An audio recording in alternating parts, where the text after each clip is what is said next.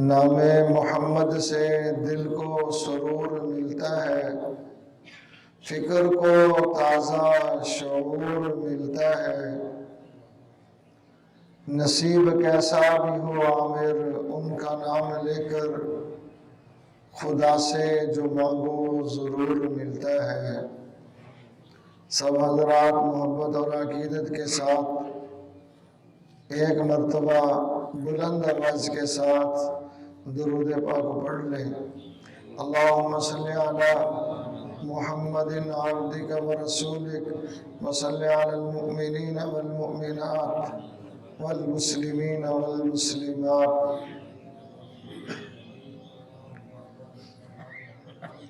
آج رمضان المبارک کی 9 تاریخ ہے، یعنی 9واں روزہ ہے۔ اللہ جل شانہ نے ان دنوں کو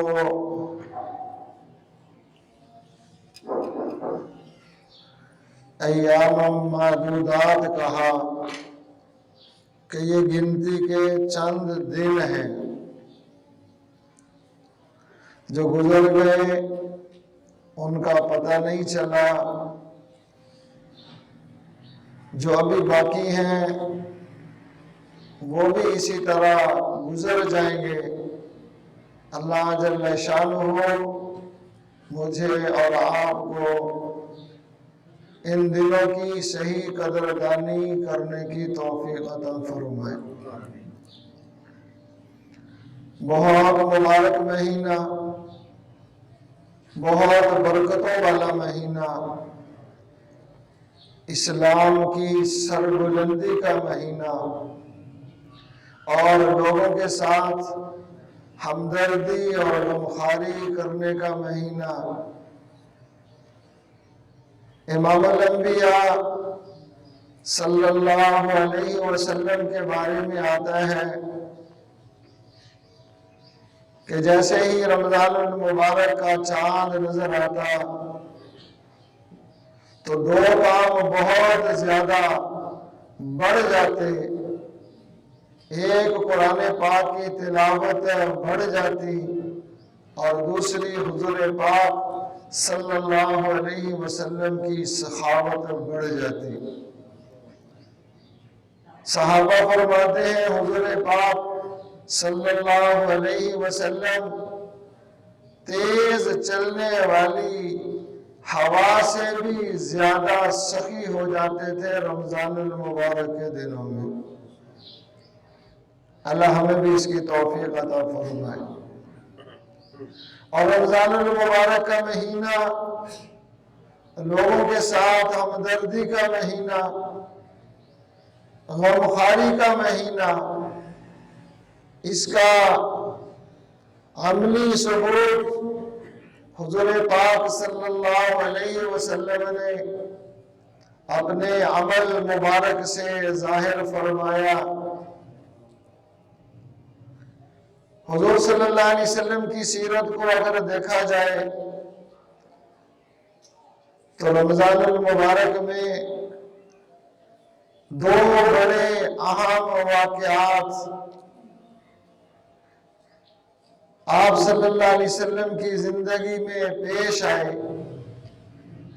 ایک تو بڑا مشہور ہے، سب کو یاد ہے کہ 17 رمضان المبارک کو غزوہ بدر ہوا، یہ تو سب کو یاد ہے۔ اور دوسرا بڑا اہم واقعہ جو رمضان المبارک میں ہوا وہ فتح مکہ ہوا۔ امام الانبیاء صلی اللہ علیہ وسلم جس شہر سے رات کی تاریکی میں بے یار و مددگار نکلے، اسی شہر میں رمضان المبارک کے مبارک دنوں میں فاتحانہ انداز میں داخل ہوئے۔ آج 9 رمضان المبارک ہے۔ حضور پاک صلی اللہ علیہ وسلم 10 رمضان المبارک کو مکہ مکرمہ سے تقریباً 10,000 صحابہ کا ایک بہت بڑا لشکر لے کر مدینہ منورہ سے مکہ کی طرف روانہ ہوئے۔ اس کے اسباب کیا تھے؟ صلح حدیبیہ میں یہ طے ہوا کہ ہم 10 سال آپس میں لڑائی نہیں کریں گے، اور جو قبیلہ جس کے ساتھ ملنا چاہے، یعنی مکے والوں کے ساتھ ملنا چاہے وہ مکے والوں سے مل جائے، یا مدینہ والوں سے ملنا چاہے تو وہ مدینہ والوں سے مل جائے، کسی کو کوئی روک ٹوک نہیں ہوگی۔ 2 قبیلے جن میں شروع سے لڑائی چلی آ رہی تھی، ایک بنو خزاعہ، ایک بنو بکر۔ بنو خزاعہ یہ حضور صلی اللہ علیہ وسلم کی حمایت میں آئے، اور جو بنو بکر تھے یہ مکے والوں کے ساتھ جڑ گئے۔ 2 سال کا عرصہ گزرا، صلح حدیبیہ سن 6 ہجری میں ہوئی، اور یہ فتح مکہ کا واقعہ 8 ہجری میں ہوا۔ تو بنو بکر والوں نے اندرون خانہ مکے والوں سے مل کر بنو خزاعہ قبیلے پر حملہ کیا، اور رات کی تاریکی میں ان پہ شب خون مارا، ان کے بہت سارے ساتھیوں کو قتل کیا۔ جو وہاں سے بھاگ کر مکہ مکرمہ میں گئے کہ حدود حرم میں داخل ہو جائیں، ان کو بھی وہاں نہ رہنے دیا۔ حضور پاک صلی اللہ علیہ وسلم کو اس پورے واقعے کی بذریعہ وحی اطلاع ہوئی۔ آپ صلی اللہ علیہ وسلم تہجد کے وقت بیدار ہوئے، وضو فرما رہے تھے کہ قبیلہ بنو خزاعہ کے ایک آدمی نے وہاں مکہ مکرمہ میں آواز دی حضور صلی اللہ علیہ وسلم کو۔ تو حضور صلی اللہ علیہ وسلم ام سلمہ رضی اللہ تعالیٰ عنہ کے غالباً گھر میں تھے، تہجد کا وضو فرما رہے تھے، تو آپ نے فرمایا لبیک لبیک، میں حاضر ہوں، میں حاضر ہوں۔ ہماری والدہ محترمہ نے پوچھا جی آپ کس کے ساتھ باتیں کر رہے تھے؟ تو اللہ کے نبی نے ساری بات بتلائی کہ ایسے ایسے حملہ ہوا، ایسے ایسے وہ بات ہوئی۔ پھر وہ قبیلہ بنو خزاعہ کے لوگ مدینہ منورہ پہنچے کہ اللہ کے رسول ہمارے ساتھ ایسا ہوا، ہم آپ کے حلیف ہیں، آپ ہماری مدد فرمائیں۔ حضور صلی اللہ علیہ وسلم نے قاصد کو بھیجا مکہ مکرمہ کہ جاؤ ان سے بات کرو، 3 باتوں میں سے ایک بات کو اختیار کر لو۔ پہلی بات، جتنے آدمیوں کو آپ نے قتل کیا ہے ان کا خون بہا دے دو، فدیہ دے دو۔ دوسری بات، بنو بکر سے الگ ہو جاؤ، ہم جانے وہ جانے۔ اور تیسری بات کہ صلح حدیبیہ کے معاہدے کو توڑ دو، اس کے ختم ہونے کا اعلان کر دو۔ تو جب یہ قاصد حضور صلی اللہ علیہ وسلم کا وہاں پہنچا تو ان میں سے ایک بڑے کافر نے اور تو کوئی بات سمجھ نہ آئی، غصے میں یہ کہا کہ ہم نے یہ معاہدہ توڑ دیا۔ وہ قاصد واپس آیا حضور صلی اللہ علیہ وسلم کے پاس۔ حضور پاک صلی اللہ علیہ وسلم نے صحابہ کو تیاری کا حکم دے دیا، اور ساتھ یہ بھی فرمایا کہ اس کو خفیہ رکھا جائے، کسی کو بتلایا نہ جائے۔ تیاری شروع ہوئی۔ بعد میں مکے والوں کو ندامت ہوئی، یہ ہم کیا کر بیٹھے، بڑے امن کی زندگی گزار رہے تھے۔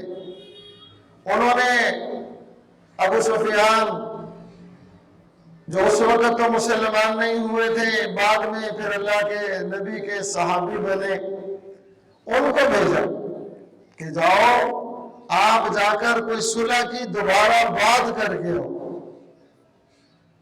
یہ مدینہ منورہ میں آئے، آ کر اپنی بیٹی سے سب سے پہلے اپنی بیٹی کے گھر گئے۔ ابو سفیان کی بیٹی ہماری والدہ محترمہ حضور صلی اللہ علیہ وسلم کی زوجہ محترمہ سیدنا حضرت امیر معاویہ رضی اللہ تعالی عنہ کی بہن حضرت ام حبیبہ رضی اللہ تعالی عنہا، یہ ان کے گھر گئے کہ میری بیٹی ہے، بیٹی کا گھر ہے، پہلے وہاں جاتا ہوں۔ یہ پکا مشرک اس وقت، اللہ اور اس کے رسول کا مخالف، اور حضرت ام حبیبہ رضی اللہ تعالی عنہا ہماری والدہ محترمہ آپ صلی اللہ علیہ وسلم کی زوجہ، پکی ٹھکی ایمان والی۔ دور سے باپ کو آتے ہوئے دیکھا اپنے گھر میں، تو حضور صلی اللہ علیہ وسلم کا بستر بچھا ہوا تھا، باپ مشرک ہے۔ جب باپ کو آتے ہوئے دیکھا تو جلدی سے بستر کو لپیٹ کر سائیڈ پہ رکھ دیا۔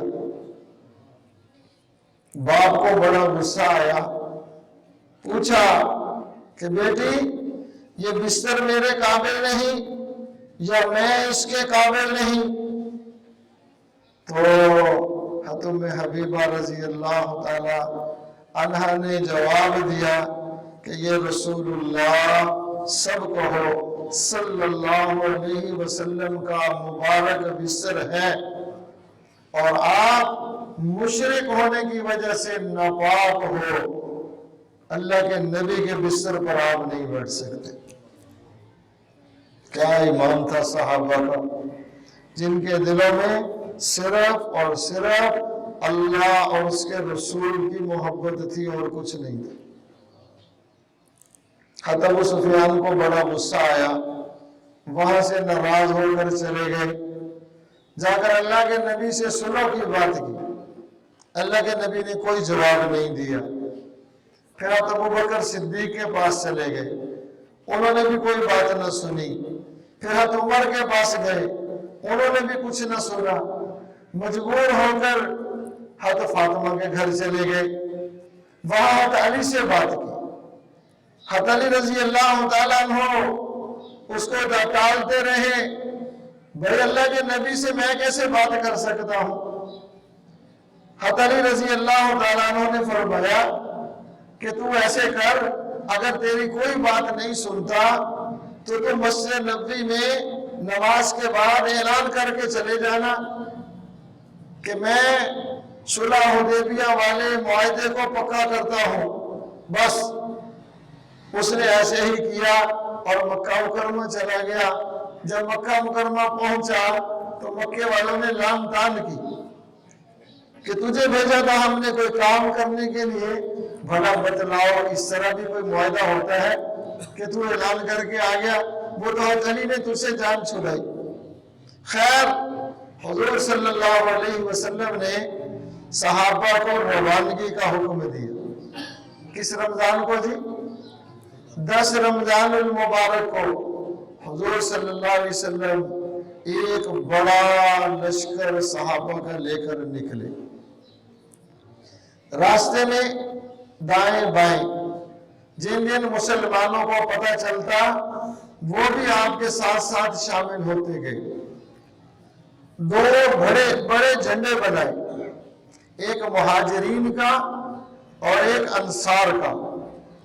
انصار کا جھنڈا حضور صلی اللہ علیہ وسلم نے پکڑایا حضرت سعد بن عبادہ رضی اللہ تعالی عنہ کو، اور مہاجرین کا جھنڈا حضور صلی اللہ علیہ وسلم نے دیا حضرت زبیر بن عوام رضی اللہ تعالی عنہ۔ یہ لشکر چلتا رہا، چھوٹے چھوٹے واقعات پیش آتے رہے۔ امام الانبیاء صلی اللہ علیہ وسلم سفر فرما رہے تھے، کہ راستے میں ملاقات ہو گئی آپ کے چچا حضرت عباس رضی اللہ تعالی عنہ سے۔ یہ ابھی تک مکہ میں مقیم تھے، لیکن اس وقت یہ ہجرت فرما کر مدینہ منورہ جا رہے تھے۔ راستے میں ملاقات ہوئی تو انہوں نے اپنا سامان تو مدینہ منورہ بھیجا اور خود اللہ کے نبی کے ساتھ لشکر میں شامل ہو کر دوبارہ مکہ مکرمہ کی طرف سفر شروع ہوا۔ تو حضرت عباس رضی اللہ تعالیٰ عنہ مسلمان تو ہو گئے، اور اللہ کے نبی کا بڑا لشکر دیکھ کر دل میں خیال آیا کہ آج تو مکے والے پس جائیں گے۔ سوچتے رہے کہ مکہ داخل ہونے سے پہلے کوئی آدمی مل جائے، میں ان کی بھلائی کا کچھ سوچوں۔ جب مکہ مکرمہ کے قریب پہنچے، تقریباً 9-10 کلومیٹر سے کے قریب، 9 میل کے قریب، تو اس وقت حضور صلی اللہ علیہ وسلم نے پڑاؤ کیا، اور جو آپ کے ساتھ قافلے کے لوگ تھے ان کو چرواہوں نے دیکھا۔ انہوں نے جا کر مکے والوں کو بتلایا کہ حضور صلی اللہ علیہ وسلم تو بہت بڑا لشکر لے کے آ گئے، اس سے پہلے ان کو کوئی خبر نہیں تھی۔ تو حضرت عباس رضی اللہ تعالیٰ عنہ اپنی سواری لے کر ذرا باہر نکلے کہ میں کسی کو تلاش کروں، پکڑ کے لاؤں۔ تو دور سے رات کے اندھیرے میں ملاقات ہوئی حضرت ابو سفیان سے رضی اللہ تعالی عنہ۔ ان سے بات ہوئی، ان کو سمجھایا، ان کو اپنی سواری کے پیچھے بٹھا کر سیدھا اللہ کے نبی کے خیمے میں۔ یہ اس وقت وہ معاملہ تھا، حضرت عمر رضی اللہ تعالیٰ عنہ نے دیکھ لیا، تلوار لے کر فوراً دوڑے کہ یہ اللہ کا دشمن ہے، اے اللہ کے رسول آپ مجھے اجازت دے دیں، میں اس کی ابھی گردن اڑا دوں۔ لیکن حضور پاک صلی اللہ علیہ وسلم ہر معاملے میں نرمی کیا کرتے تھے۔ یہ ابو سفیان جو ایک وجہ سے نہیں کئی وجہ سے قتل کا مستحق تھا، اس کو اللہ کے نبی فرما رہے ہیں کہ ابھی بھی تو مسلمان نہیں ہوگا تو کب مسلمان ہوگا، اب بھی تو اگر کلمہ نہیں پڑھے گا تو کب کلمہ پڑھے گا۔ حضور پاک صلی اللہ علیہ وسلم کی ترغیب اور حضرت عباس رضی اللہ تعالیٰ عنہ کی دعوت سے یہ بھی کلمہ پڑھ کے وہاں مسلمان ہوئے۔ راستے میں حضور صلی اللہ علیہ وسلم کے ایک چچا زاد بھائی تھے، سفیان بن حارث، اور دوسرے پھپھی زاد بھائی تھے عبداللہ بن ابی امیہ۔ یہ سفیان بن حارث تو اللہ کے نبی کے بہت گہرے دوست تھے نبوت سے پہلے، چچا زاد بھائی بھی تھے اور دوست بھی تھے، لیکن جیسے ہی اللہ کے نبی نے نبوت کا اعلان کیا یہ 100% مخالف ہو گئے دونوں ہی۔ لیکن وقت کے ساتھ ساتھ ان کے دل میں بھی اللہ نے اسلام ڈالا۔ فتح مکہ کے راستے میں یہ دونوں اللہ کے نبی کی خدمت میں آئے۔ اس وقت حضور صلی اللہ علیہ وسلم حضرت ام سلمہ رضی اللہ تعالی عنہ کے خیمے میں تھے۔ انہوں نے باہر سے کھڑے ہو کر سلام کیا، اللہ کے نبی نے کوئی جواب نہیں دیا۔ پھر انہوں نے اپنا تعارف کرایا کہ جی ہم مسلمان ہونے کے لیے آئے ہیں۔ وہ بعض اوقات زبان کی باتیں دل کے اوپر گہرا زخم کر جاتی ہیں، وہ زمانہ گزرنے کے بعد بھی وہ زخم نہیں بھرا کرتا۔ امام الانبیاء صلی اللہ علیہ وسلم نے فرمایا جاؤ تم چلے جاؤ، تمہارا کوئی اسلام قبول نہیں ہے۔ زمانہ مکہ مکرمہ میں جو باتیں تم مجھے کہا کرتے تھے وہ باتیں ابھی تک میرے دل کے اوپر لکھی ہوئی ہیں۔ جاؤ تمہارا دونوں کا اسلام کوئی قبول نہیں ہے۔ ہماری والدہ محترمہ حتم سلمہ رضی اللہ تعالی عنہ بار بار سفارش کرتی رہی کہ یا رسول اللہ آپ تو دشمنوں کو معاف کر دیتے ہیں، یہ آپ کا ایک چچا زاد بھائی ہے اور ایک آپ کا پھپھی زاد بھائی ہے، آپ ان کو معاف فرما دیں، ان کے اسلام کو قبول کر لیں۔ وہ بھی بار بار منت سماجت کرتے رہے۔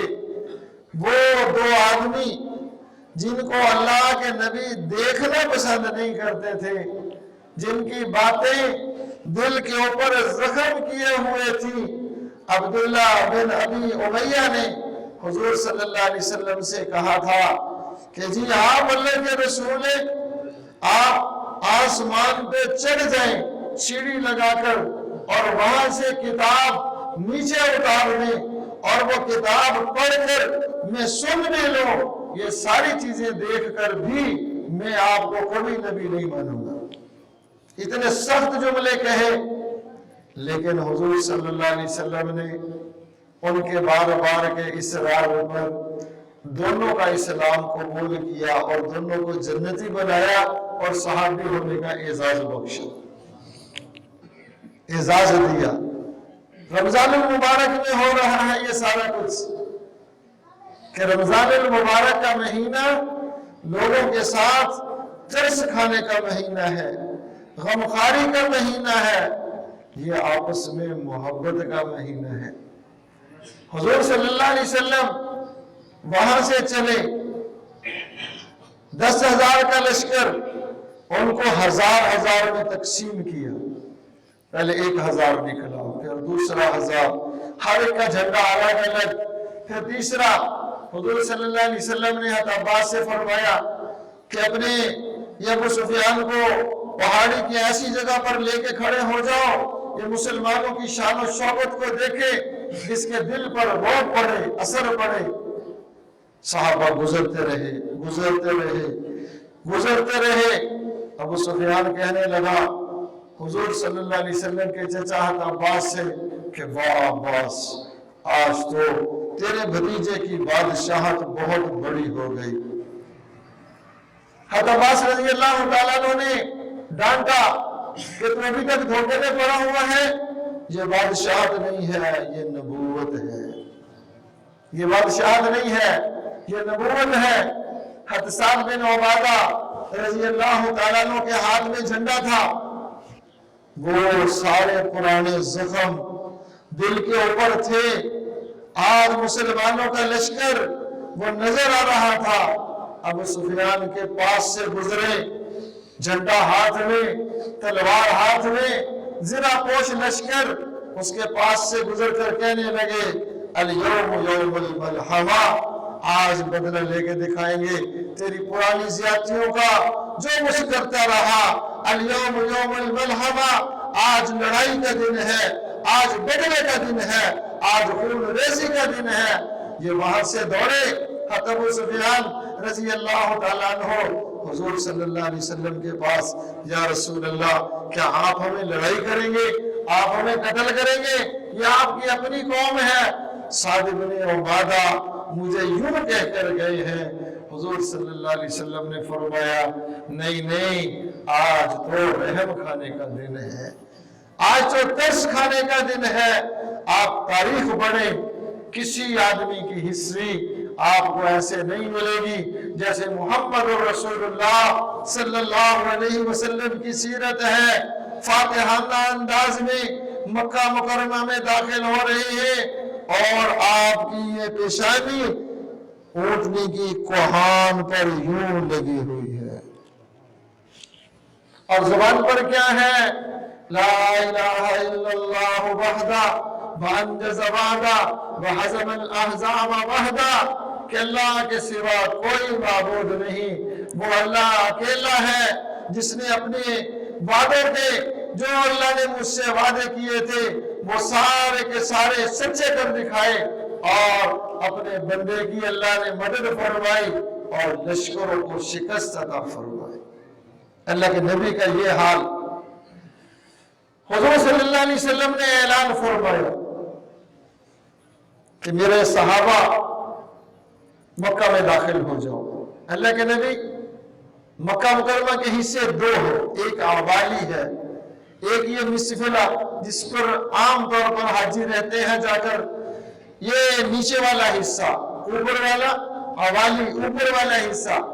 اللہ کے نبی تو داخل ہوئے اوپر والے حصے سے، اور حضرت خالد بن ولید کا جو لشکر تھا وہ داخل ہوا اوالی کی طرف سے، نیچے کی جانب سے، اور حضور صلی اللہ علیہ وسلم نے سب کو روکا کہ اگر کوئی آدمی اپنے گھر کا دروازہ بند کر لے اس کو کچھ نہیں کہنا، جو بیت اللہ میں داخل ہو جائے اس کو کچھ نہیں کہنا، جو حضرت ابو سفیان کے گھر میں داخل ہو جائے اس کو کچھ نہیں کہنا، اور حکیم بن حزام رضی اللہ تعالیٰ عنہ کے گھر میں جو داخل ہو جائے اس کو بھی کچھ نہیں کہنا،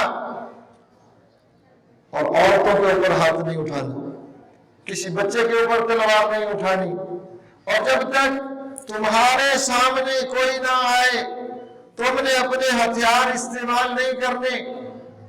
صحابہ کا لشکر چلا، کسی جانب لڑائی نہیں ہوئی، جس جانب سے حضرت خالد گزرے رضی اللہ تعالی عنہ اس طرف کچھ لوگوں نے ان پر تیر برسائے، حملہ کیا۔ حضرت خالد رضی اللہ تعالیٰ عنہ نے اپنی تلوار کھینچی، لڑائی شروع ہو گئی۔ وہاں کے لوگ دوڑے اللہ کے نبی کے پاس، یا رسول اللہ جدھر خالد ہے وہاں زور کی لڑائی ہو رہی ہے، آپ خالد سے منع فرمائیں وہ اپنی تلوار کو روک لے۔ اللہ کے نبی نے ایک صحابی کو بھیجا کہ جاؤ خالد کی تلوار کو روک کے آؤ۔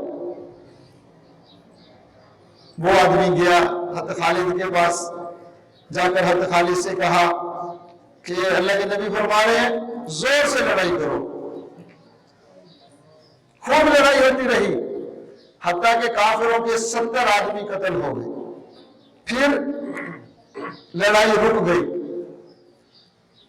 حضور صلی اللہ علیہ وسلم نے حضرت خالد کو بلایا کہ خالد، جب میں نے تجھے پیغام بھیج دیا تھا کہ لڑائی روک دو، آپ نے لڑائی کیوں نہیں روکی؟ آپ نے میرے حکم کی خلاف ورزی کی۔ حضرت خالد کہنے لگے یا رسول اللہ میری کیا مجال ہے میں آپ کے حکم کی خلاف ورزی کروں؟ آپ کے حکم کی وجہ سے تو میں آپ کا غلام بنا ہوا ہوں۔ مجھے تو یہ پیغام دیا تھا کہ اللہ کے نبی نے فرمایا ہے خالد ذرا زور سے لڑائی کرو، خوب تلوار چلاؤ۔ حضور صلی اللہ علیہ وسلم نے قاصد کو بلایا، وہ ہانپتا کانپتا ہوا اللہ کے نبی کے پاس آیا، پوچھا بھائی میں نے تجھے کیا کہا تھا، تو نے جا کے کیا پیغام دیا؟ فرمایا رسول اللہ آپ کی بات بالکل ٹھیک ہے، آپ نے مجھے یہی فرمایا تھا، لیکن میں راستے میں جا رہا تھا، وہاں ایک اتنی بڑی شکل مجھے نظر آئی جس کے پاؤں زمین پر تھے، سر اس کا آسمانوں پر لگا ہوا تھا، اس کے ہاتھ میں بہت بڑی تلوار تھی۔ اس نے مجھے ایسا ڈرایا دھمکایا، اس نے کہا کہ تو نے جا کے خالد کو یوں کہنا ہے، اگر تو نے ایسے ہی کہا جیسے اللہ کے نبی نے فرمایا ہے تو میں اپنی تلوار سے تجھے اڑا کے رکھ دوں گا۔ یا رسول اللہ جب سے میں نے اس کو دیکھا ہے میں تو اپنے ہوش حواس میں نہیں ہوں، ابھی بھی میرا دل اور جگر کانپ رہا ہے، تو اس لیے جو کچھ اس نے مجھے سکھایا میں نے وہی جا کر بتلایا۔ اللہ کے نبی نے فرمایا تو نے واپس آگے مجھے کیوں نہیں بتلایا؟ فرمایا یا رسول اللہ ابھی تک مجھے کوئی پتہ نہیں ہے، میرے ابھی تک ہوش حواس نہیں ہے کہ میں آپ کو کیا بتلاؤں، میں ابھی بھی کانپ رہا ہوں۔ حضور صلی اللہ علیہ وسلم یہ سارا ماجرا سن کر مسکرائے، فرمایا وہ جو تجھے راستے میں ملنے والے تھے وہ جبریل امین تھے، وہ انہوں نے تجھے روکا اور انہوں نے حکم دیا کہ یہاں لڑائی ہوتی رہے تاکہ آج جو بدر میں انہوں نے ہمارے 70 صحابہ شہید کیے تھے ان کا بدلہ ہو جائے، ان کا بدلہ ہو جائے۔ یہ اللہ کا حکم تھا، وہ اللہ نے نافذ کروایا۔ حضور پاک صلی اللہ علیہ وسلم مکہ مکرمہ میں داخل ہوئے اور سیدھا بیت اللہ میں گئے، اللہ کے گھر میں گئے۔ 360 बुत रखे हुए थे बैतुल्लाह में। कितने भाई? हुजूर सल्लल्लाहु अलैहि वसल्लम बुत को इशारा करते, जा अल हक वज़हकल बातिल इन्नल बातिल कान ज़हूक़ा, यूं इशारा करते, वो बुत गिर जाता, फिर दूसरा गिर जाता। जैसे अल्लाह के नबी बुतों को इशारा करते रहे, वैसे ही वो उनके मुंह गिरते रहे। हुजूर सल्लल्लाहु अलैहि वसल्लम ने अपनी सवारी पर बैठकर बैतुल्लाह का तवाफ किया, 7 चक्कर लगाए, फिर बैतुल्लाह में दाखिल हुए और नमाज पढ़ी, बाहर निकले, दरवाजे के ऊपर खड़े होकर खुतबा दिया बैतुल्लाह की चौखट पर। जितने आप सल्लल्लाहु अलैहि वसल्लम के वो दुश्मन थे वो सारे कांप रहे थे कि आज हमारे साथ क्या होगा, आज क्या होगा। ये पुराने सारे वाकयात सबको याद थे और अल्लाह के नबी को भी याद थे कि वो मक्का जिसमें से 100 आदमी मुझे कत्ल करने के लिए नंगी तलवारें लेकर खड़े हुए थे, बेयारो मददगार, रात को वहां से अल्लाह के नबी निकले।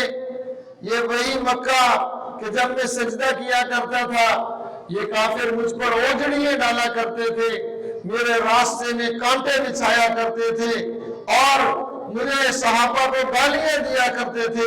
मेरे साथ ये हुआ, मेरे साथ ये हुआ, सारा कुछ अल्लाह के नबी को भी याद था और सहाबा को भी याद था। और जो मुशरिकीन सामने खड़े हुए हुजूर सल्लल्लाहु अलैहि वसल्लम की ज़बान मुबारक से इंतजार में थे कि आज क्या फैसला होता है, हमारे कत्ल का फैसला होगा या हमें कैदी बनाए जाने का हुक्म दिया जाएगा। वो सब कांपते हुए अल्लाह के नबी के सामने खड़े थे और इमामुल अंबिया सल्लल्लाहु अलैहि वसल्लम बैतुल्लाह की चौखट के ऊपर खड़े होकर ऐलान फरमाते हैं अल्लाह की तौहीद और अपनी रिसालत बयान करने के बाद वहां ऐलान फरमाया, सुन लो, मैं आज तुम्हारे लिए वही ऐलान करता हूं जो मुझसे पहले यूसुफ अलैहिस्सलाम ने अपने भाइयों के लिए किया था कि जाओ तुम्हारे सारे कसूर मैंने माफ कर दिए। यूसुफ अलैहिस्सलाम ने ऐलान किया, मैं भी आज यहाँ बैतुल्लाह की चौखट पे खड़े होकर तुम सबके लिए ऐलान करता हूँ, जाओ मैंने सबको माफ कर दिया। अल-यौम यौमुल मरहमा, आज मोहब्बत का दिन है, रहम खाने का दिन है, तरस खाने का दिन है। वो बड़े बड़े काफिर जिन्होंने ये जब पार्टियां टूट जाती हैं, जमातें टूट जाती हैं, फिर कुछ लोग होते हैं वो अपने आप को बाकी रखने के लिए, वो अपनी जमात को बाकी रखने के लिए कोशिशें करते हैं कि ताकि कुछ ना कुछ दम खम बाकी रह जाए। जब उन्होंने देखा खालिद बिन वलीद कलमा पढ़ के मुसलमान हो गए, अमर इब्न आस मुसलमान हो गए, उस्मान बिन तलहा मुसलमान हो गए, बड़े बड़े सहाबा अंदर से निकले जाके मुसलमान हो गए, कुछ कुफर टूट गया। काफिरों ने इकट्ठे होकर बैतुल्लाह का गिलाफ पकड़ा, कस्में उठाई कि अगर हमारे जानवरों ने कलमा पढ़ लिया तो पढ़ लिया, हम अपने बाप दादा के दीन पर पक्के रहेंगे, जमे रहेंगे। लेकिन एक वक्त आया पैगंबर अलैहिस्सलातु वस्सलाम की मोहब्बत को देखकर, हुजूर सल्लल्लाहु अलैहि वसल्लम के प्यार को देखकर, आपकी सखावत को देखकर, वो जिन्होंने बैतुल्लाह का गिलाफ पकड़कर कस्में उठाई थी कि अगर हमारे जानवरों ने कलमा पढ़ लिया तो पढ़ लिया, हम कलमा नहीं पढ़ेंगे, वो भी एक वक्त आया कि अपने दिल को टुकड़े टुकड़े करने पर मजबूर हुए और मोहम्मद रसूलुल्लाह सल्लल्लाहु अलैहि वसल्लम के अखलाक और प्यार से मुतासिर होकर उन्होंने अल्लाह के नबी का कलमा पढ़ा और सहाबियत का शरफ हासिल किया। मोहब्बत का दर्स दिया अल्लाह के नबी ने। तो और हमने सीखे भाई, इमाम अल-अंबिया सल्लल्लाहु अलैहि वसल्लम ने बैतुल्लाह को फतह किया, सुभान अल्लाह। वो बिलाल, आए हाय, जिन्होंने मार खाई थी मक्के में, कितनी खाई होगी अल्लाह को पता है जी।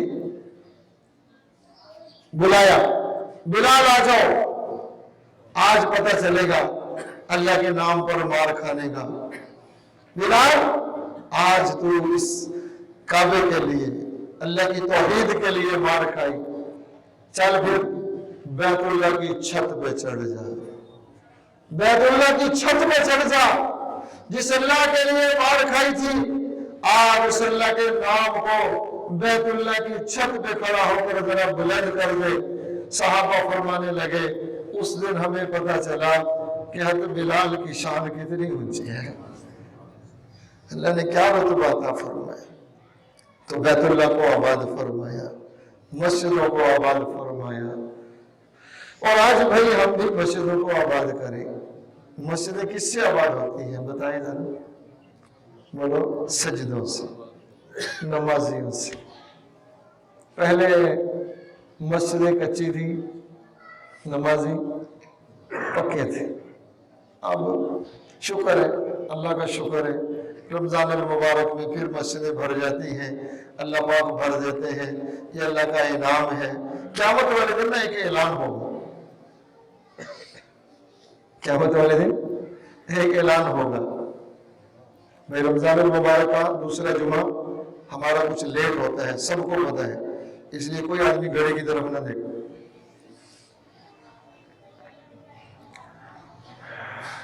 قیامت والے دن ایک اعلان ہوگا،